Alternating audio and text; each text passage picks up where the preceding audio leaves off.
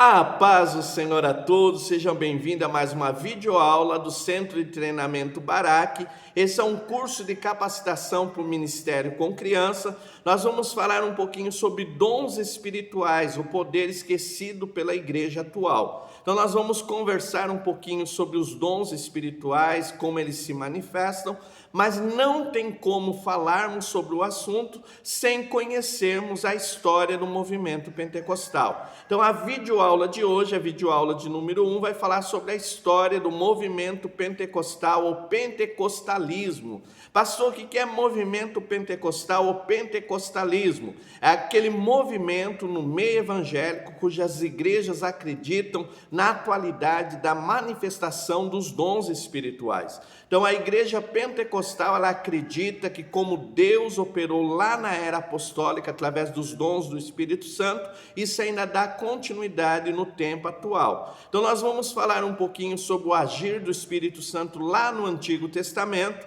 Vamos falar um pouquinho também sobre a promessa do derramamento do Espírito Santo, o movimento pentecostal ou pentecostalismo lá na era apostólica e sobre o pentecostalismo moderno, então sua origem na era moderna e a sua chegada aqui no Brasil. Eu creio que isso vai ser muito útil para você, professor de criança, para você, líder de ministério infantil, que deseja conhecer um pouco mais do poder do Espírito Santo. Quando nós falamos do manifestar do Espírito Santo, nós vamos ver desde o início da Bíblia. Lá no livro de Gênesis, capítulo 1, verso 2, diz que o Espírito Santo já se movia sobre a terra antes da criação do mundo. E nós vamos ver durante todo o Antigo Testamento, Deus concedendo o seu Espírito para as pessoas poderem realizar a obra do reino. Então, no Antigo Testamento é muito importante nós observarmos o agir do Espírito Santo. Nós vemos no Antigo Testamento uma manifestação diferente da agora no Novo Testamento. Por quê? No Antigo Testamento, o Espírito Santo vinha sobre algumas pessoas e para um trabalho específico. No Novo Testamento, não. O Espírito Santo é derramado sobre toda a igreja, para todos os cristãos, para a obra da propagação do Evangelho. Então, isso é muito importante. Então, nós vamos conversar um pouquinho sobre a manifestação do Espírito Santo lá no Antigo Testamento. Pastor, por que Deus derramava o Espírito Santo no Antigo Testamento e capacitava o seu servo? Normalmente, para um trabalho ou habilidade específica. Na construção do tabernáculo, Deus levantou homens cheios do Espírito Santo para trabalhar com confecção e para trabalhar no artesanato de joias. Então nós vamos ver Deus derramando o seu Espírito e capacitando algum com habilidades, tanto para a confecção de tecidos para o tabernáculo, como na confecção das joias para o tabernáculo. Então nós vamos ver essa manifestação. Vamos ver também o Espírito Santo capacitando pessoas para algo específico. O caso de Sansão, que para a libertação do povo, Deus o capacitou pelo Espírito Santo para ele ter uma força sobrenatural. Muitas pessoas acham que Sansão era forte de natureza, mas isso era uma habilidade do Espírito Santo. Vamos ver também no Antigo Testamento o Espírito Santo vocacionando homens para serem profetas de Deus, transmissores da vontade de Deus. Então nós vamos ver essa atuação. E também nós vamos ver o Espírito Santo capacitando pessoas, reis, para serem líderes do povo de Deus e muitas vezes para serem conselheiros do povo através da sabedoria divina vinda através da manifestação do Espírito Santo. Então, no Antigo Testamento, nós vemos uma grande atuação do Espírito Santo, lembrando sobre algumas pessoas para algo específico. E nós vamos ver que Deus, ele tinha no coração o desejo de derramar o seu Espírito sobre todas as pessoas, todos os servos e servas dele. E isso nós vemos lá no Antigo Testamento, quando Deus levanta um homem por nome Joel. Deus escolhe o profeta Joel para ser profeta no reino de Judá em 850 a.C. E no final do seu livro, Deus toma a boca de Joel e faz uma promessa. Qual é a promessa, pastor? Nos últimos dias, o Espírito Santo seria derramado sobre todos. Então, todos os homens e mulheres poderiam ser cheios do Espírito Santo. Então, nós vemos essa promessa do derramamento do Espírito Santo. Durante o ministério de Jesus Cristo, Jesus falou muito sobre a descida do Espírito Santo. Jesus falou para os seus discípulos que eles seriam cheios de poder. E quando nós olhamos para a era apostólica, nós vemos nos últimos mandamentos de Jesus, a Bíblia dizendo assim, Jesus dizendo aos discípulos, não façam nada sem estarem cheios do Espírito Santo. Promessa confirmada por Jesus em Lucas 24, 49 e promessa confirmada por Jesus em Atos capítulo 1, verso 8, quando a promessa do Espírito Santo é feita aos discípulos, àqueles que acreditavam em Jesus. A Bíblia diz que após a ascensão de Jesus, Jesus dá uma ordem específica, vão para Jerusalém e busquem o poder que vem do alto através do Espírito Santo. E a Bíblia diz que 120 irmãos se reúnem no cenáculo em oração por um período de tempo buscando o Espírito Santo. E aí a gente lê lá em Atos capítulo 2, do verso 1 ao verso 4, na festa de Pentecostes, quando as pessoas estão reunidas na festa de Pentecostes, 9 horas da manhã, os irmãos que estão em oração buscando o poder do Espírito Santo, eles recebem o revestimento, o mover do Espírito na sua vida. E a Bíblia diz no capítulo 4 que eles começam a falar em outras línguas. Então a manifestação da descida do Espírito Santo vem pelo falar em outras línguas. E eles são cheios do Espírito Santo. E ali no livro de Atos, durante 30 anos mais ou menos, que é a história de Atos dos Apóstolos, nós vamos ver o grande manifestar, a igreja só cresceu, o evangelho só propagou pelo poder do Espírito Santo.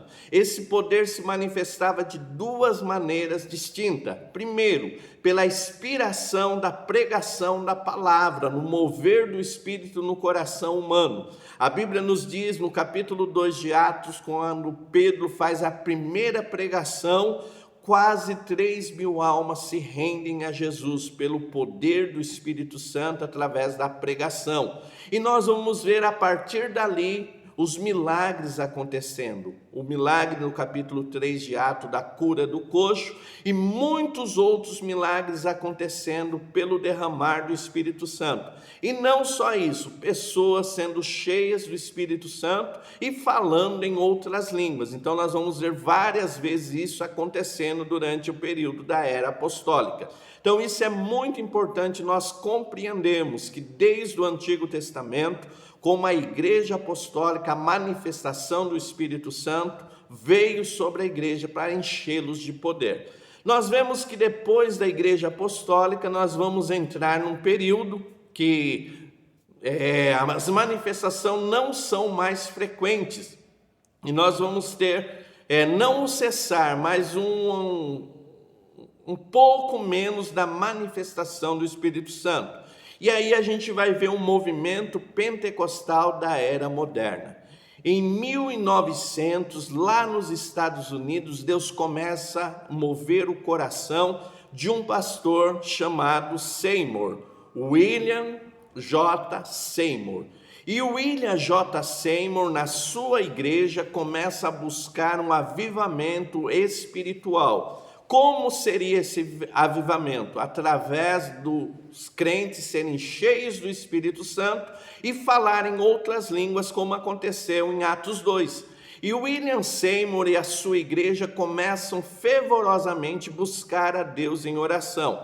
Foi então que no dia 9 de abril de 1906, o Espírito Santo desce sobre aquela congregação e os crentes ali começam a falar em outras línguas. Esse movimento pentecostal moderno, vindo através da busca de Seymour com a sua igreja, começou a se expandir. E as pessoas começaram a querer conhecer esse mover do Espírito Santo, e muitos homens de Deus e mulheres de Deus de renome, com movimentos de evangelização e discipulado significativo, participam desse movimento. Para nós brasileiros, 3 são importantes: Daniel Berg, Gunnar Wingre, vindo da Suécia, e vindo da Itália, Luiz Francescon. Esses 3 homens são usados por Deus para começar a doutrina pentecostal no Brasil. Luiz Francescon vem para o Brasil e começa lá no sul do país, na igreja presbiteriana, pregar o mover, a atualidade do movimento pentecostal. E a Bíblia e a história nos diz que lá no norte do país, em 1910, Daniel Berg e Gunnar Wingre, eles começam também um movimento pentecostal pregando o batismo no Espírito Santo e o derramamento do Espírito Santo. Tanto a igreja presbiteriana de Luiz Francescon como a igreja batista tradicional de Daniel Berg, eles se fecham à nova doutrina, e esses 3 missionários começam um movimento de igrejas pentecostais brasileiras. Luiz Francescon funda a Congregação Cristã no Brasil, Daniel Berg e Gunnar Wingre fundam a Assembleia de Deus no Brasil. Então essas 2 igrejas são as primeiras igrejas pentecostais. E nós vamos ver um grande mover de Deus aqui no Brasil, com alguns momentos desses movimentos da doutrina pentecostal, do movimento pentecostal. 1910, 1920, nós vamos ter a primeira onda do movimento pentecostal no Brasil, com Daniel Berg, Gunnar Wingre e Luiz Francescon, e a ênfase desse movimento, dessa primeira onda, é o falar em línguas, a experiência do falar em línguas através do batismo no Espírito Santo. Passada essa primeira onda, nós vamos ter a segunda onda na década de 1960, então vai vir uma segunda onda do movimento pentecostal. Agora, além do falar em línguas, é dado ênfase à cura divina, então igrejas que vão dar ênfase à cura divina. Em 1980, nós vamos ter a terceira onda do movimento pentecostal, cujas igrejas dessa terceira onda, além do falar em línguas e além da cura divina, também pregam um movimento de prosperidade e batalha espiritual. Então o Brasil ele passa por 3 ondas da chegada do movimento pentecostal. Então quando nós vamos falar de dons, nós precisamos conhecer um pouco dessa história para saber de onde veio esse movimento. Ficou alguma dúvida? WhatsApp 19 981 16 8012. Nós somos o Centro de Treinamento Barak, especializado em evangelização e discipulado de crianças. Quer levar um treinamento de qualidade para a tua igreja? Entre em contato conosco. Está assistindo a aula, não fez o curso, não participou do curso? Entre em contato conosco, peça mais informação. Temos o curso básico de teologia para o Ministério Infantil, formação de professores de criança, e estamos à tua disposição. WhatsApp 19 981 16 8012. É um prazer ter vocês com a gente. Que Deus abençoe a todos em nome de Jesus. Amém.